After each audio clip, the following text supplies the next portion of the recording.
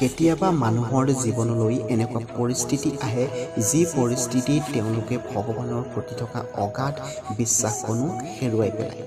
কিছুমান ভক্তই ভগৱানৰ নাম ল'বলৈও এৰি দিয়ে আৰু তেওঁলোক হৈ পৰে নাস্তিক।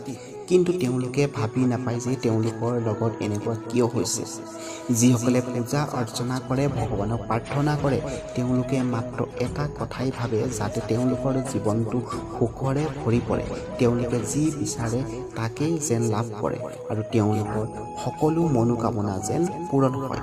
কিন্তু প্ৰশ্ন হ'ল, যদি কেৱল আপুনি সুখখিনিয়ে ভোগ কৰে তেন্তে আপোনাৰ ভাগৰে সেই দুখখিনি কোনে ভোগ কৰিব?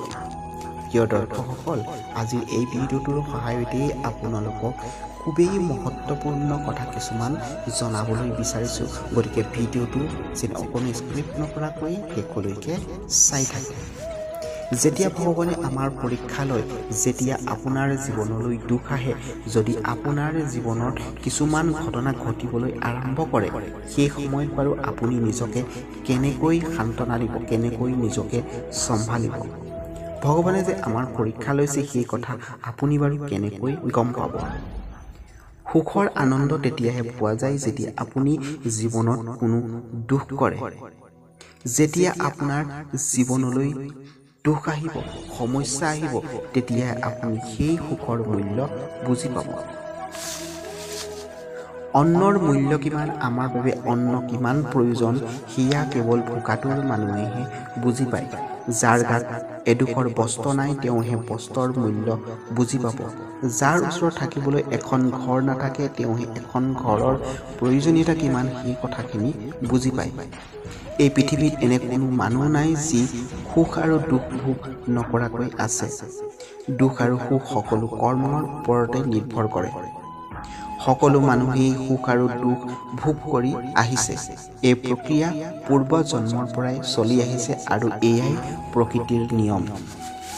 যেতিয়া আপুনি পূজা অৰ্চনা কৰে তেতিয়া ভগৱানে আপোনাৰ পৰীক্ষা লয়। কিন্তু আপুনি অনুভৱ কৰিব নোৱাৰে ভগৱানে আপোনাৰ পৰীক্ষা কিয় লৈ আছে। কিছুমান মানুহে পূজা অৰ্চনা কৰে যাতে তেওঁলোকৰ জীৱনলৈ কোনো ধৰণৰ সমস্যা নাহে, কিন্তু তেওঁলোকৰ জীৱনলৈ যদি এটা সৰু সমস্যাও আহে তেতিয়াই তেওঁলোকে ভগৱানক দুখ দিয়ে। ভগৱানক প্ৰশ্ন কৰে, হে প্ৰভু, মইতো আপোনাক সদায় সেৱা কৰোঁ, পূজা অৰ্চনা কৰোঁ, তথাপিও মোৰ জীৱনত ইমান দুখ কিয় দিছা? মোক ইমান সমস্যাৰ মাজলৈ কিয় ঠেলি দিছা? প্ৰিয় দৰ্শকসকল, এই কথাখিনি আপোনালোকে বুজিবৰ বাবে এটা সৰু কাহিনী শুনিব লাগিব। এজন ব্যক্তি আছিল, তেখেত ভগৱানৰ নামতেই নিজৰ জীৱন উৎসৰ্গা কৰিছিল। ভগৱানক সদায় পুৱা গধূলি অৰ্চনা কৰিছিল। এবাৰ তেওঁৰ এখন ভৰি মোচোকা খাইছিল। খোজ কঢ়াত বহুত সমস্যাৰ সৃষ্টি হৈছিল। তেতিয়াই তেওঁ মন্দিৰলৈ গৈ ভগৱানৰ আগত ক'লে, হে প্ৰভু, মই আপোনাক সদায় পূজা কৰোঁ, দিনে ৰাতিয়ে কেৱল আপোনাৰেই নাম জপ কৰোঁ, তথাপিতো আপুনি মোৰ লগত এই দুৰ্ঘটনা কিয় ঘটালে? এনেদৰে তেওঁ ভগৱানৰ ওচৰত নিজৰ অভিযোগ প্ৰকাশ কৰি ঘৰলৈ গুচি আহিলে। আৰু সেইদিনাই নিশা তেওঁ শুই থাকোঁতে সপোনত ভগৱানে দৰ্শন দিলে আৰু দুৰ্ঘটনাটোৰ সম্পূৰ্ণ দৃশ্য দেখুৱালে। কেনেকৈ তেওঁৰ ভৰিখন মোচোকা খালে আৰু তেওঁক সপোনতে ভগৱানে বুজালে, সেই প্ৰিয় ভক্ত, সেই দুৰ্ঘটনা কোনো সাধাৰণ দুৰ্ঘটনা নাছিল। সেইটো এটা অতি ভয়ংকৰ দুৰ্ঘটনা হ'বলগীয়া আছিল, য'ত তোমাৰ মৃত্যু হোৱাৰ সম্ভাৱনা আছিল। কিন্তু তুমি একান্ত মতে মোৰ সেৱা কৰাৰ বাবে, সদায় মোৰ নাম লৈ থকাৰ বাবে আৰু তুমি কৰা ভাল কামৰ বাবে সেই ভয়ংকৰ দুৰ্ঘটনাটোৰ পৰা তুমি বাচি আহিলা। তেতিয়া সেই ব্যক্তিজনে বুজি পালে যে একমাত্ৰ ভগৱানৰ বাবে তেওঁৰ আজি জীয়াই থকাৰ সৌভাগ্য হ'ল।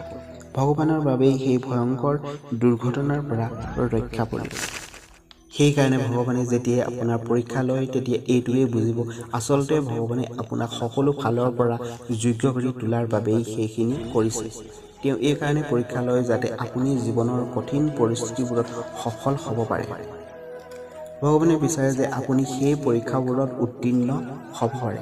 জীৱনত আপুনি দুখ ভোগ কৰিবই লাগিব, জীৱনতো সমস্যা আহিবই, কিন্তু সেই দুখ ভোগ কৰিব পৰা ক্ষমতা, জীৱনলৈ অহা সমস্যাৰ সৈতে যুঁজ দিব পৰা শক্তিও ভগৱানে আপোনাক নিশ্চিতভাৱে প্ৰদান কৰে।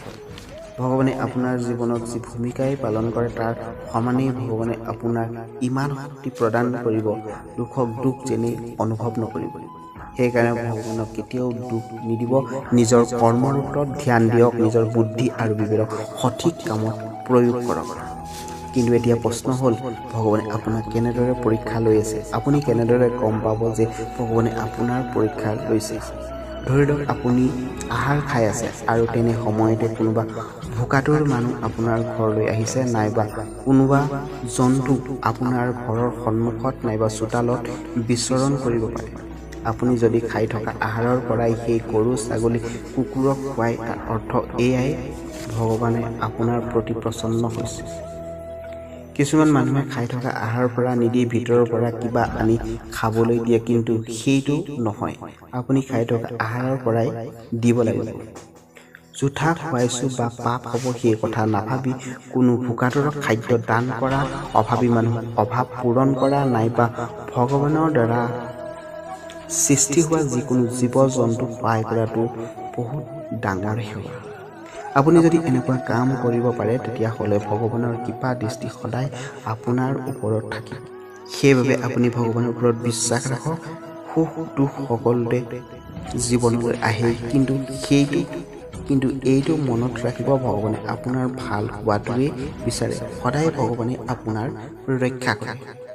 আশা কৰোঁ ভিডিঅ'টো চাই আপোনালোকে নিশ্চয় বুজি পাইছে, আৰু ভিডিঅ'টোৰ পৰা যদি আপোনালোকে অলপ হ'লেও শিকিব পাৰিছে, বুজি পাইছে, তেতিয়াহ'লে ভিডিঅ'টো এটা লাইক কৰি দিব, আৰু চেনেল যদি এতিয়ালৈকে ছাবস্ক্ৰাইব কৰি ৰখা নাই তেতিয়া চেনেলটো ছাবস্ক্ৰাইব কৰি ল'ব, আৰু কমেণ্টত জয় শ্ৰীকৃষ্ণ বুলি লিখিবলৈ নাপাহৰিব।